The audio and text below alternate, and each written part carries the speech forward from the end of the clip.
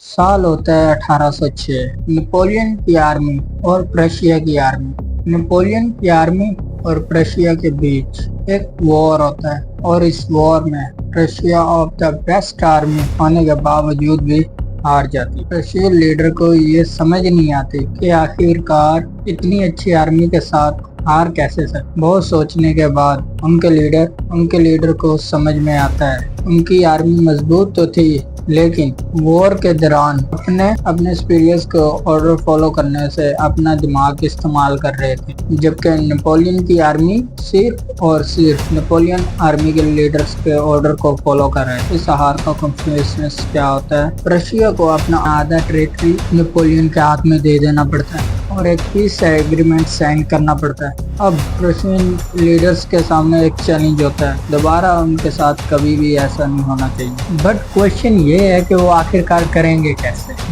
बहुत दिमाग लगाने के बाद उनको एक आइडिया आता है, फिर वो एक सिस्टम में बिल्ड करने लग जाते हैं। कैसा system?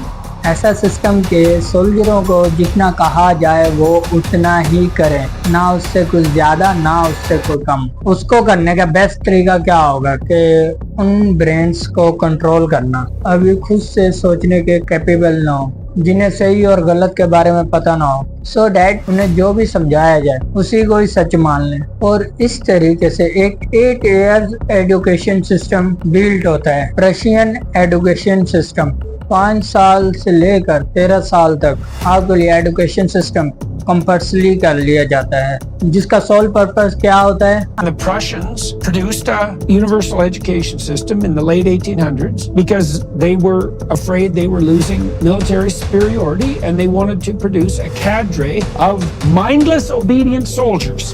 That was expressly the purpose. आने वाली जनरेशन को एक ऐसे पर्सन में ट्रांसफर करना है जो ओबीडिएंट हो, अपने एक्सपीरियंस की हर बात माने, वही करे जितना कहा जाए, without asking and the single question. इस 8 इयर्स के एजुकेशन के दौरान उन्हें बस इतना ही समझाया जाता है, इतना ही पढ़ाया जाता है, इतना वो अपने एक्सपीरियंस के ऑर्डर्स को फॉलो कर सके, ना कि वो इतना कि खुद के बारे में सोचने लगे। रशियन लीडर ने जैसा सोचा था एग्जैक्टली वैसे ही उनको ये एजुकेशन सिस्टम रिजल्ट दे रहा था। इस तरह एक ऐसे सिस्टम का इन्वेंशन हो चुका था, आने वाले फ्यूचर में सब कुछ बदलने वाला था कि ठीक जैसे उन्होंने सोचा था वैसा ही हो रहा था। लेकिन उस दौरान एक और चीज बहुत तेजी के साथ फैल रही थी। सोचो क्या, साल 1760 से लेकर 1840 के दौरान इंडस्ट्रियल रेवोल्यूशन और अपनी पीक पर ग्लोबल इकोनॉमी तेजी से दूसरे डायरेक्शन में शिफ्ट हो रहा था। अब तक लोग एग्रीकल्चर करके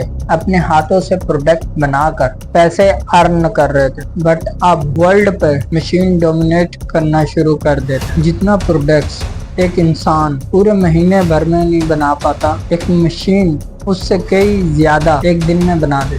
but there is a problem क्या है? प्रॉब्लम ये है कि फैक्ट्री में वर्करों की कमी, क्योंकि लोग अपनी फील्ड में एग्रीकल्चर कर रहे थे, अपने हाथों से प्रोडक्ट बना रहे थे, छोटे मोटे बिजनेस कर रहे थे और पैसे अर्न कर रहे थे। ऐसे में कोई भी अपना सब कुछ छोड़कर किसी और की फैक्ट्री में एज ए लेबर वर्कर बन के काम क्यों करे? इस प्रॉब्लम का सोल्यूशन कैसे निकाला जाए?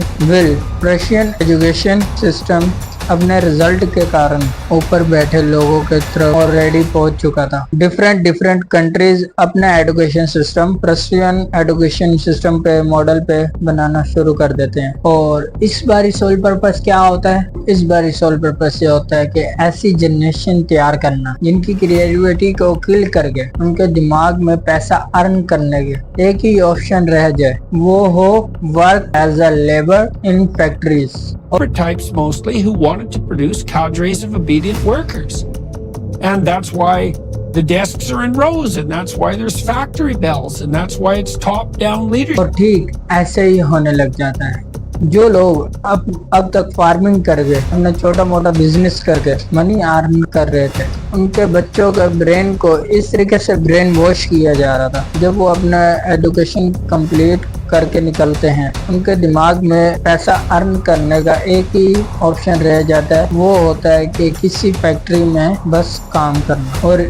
और इस तरीके से लेबर की कमी ऐसा खत्म होती है। उस दौरान हमारा मुल्क अंग्रेजों का गुलाम होता है, बट दिक्कत अंग्रेजों के सामने भी था वो थे तो कुछ ही, लेकिन इतनी बड़ी आबादी को कंट्रोल करना बहुत मुश्किल हो रहा था। साल होता है 1835। थॉमस बेबिंगटन मुकाबले। तुमने अपनी स्कूल लाइफ में पढ़ा होगा कि एडा लाउड एक वो प्रपोजर तैयार करता है इंडिया में इंग्लिश एजुकेशन को प्रमोट करने के लिए, और लॉर्ड विलियम बेंटिक जो कि उस वक्त ईस्ट इंडिया कंपनी का गवर्नर जनरल होता है, वो इसे इंग्लिश एजुकेशन एक्ट 1835 के थ्रू उससे पास करते हैं।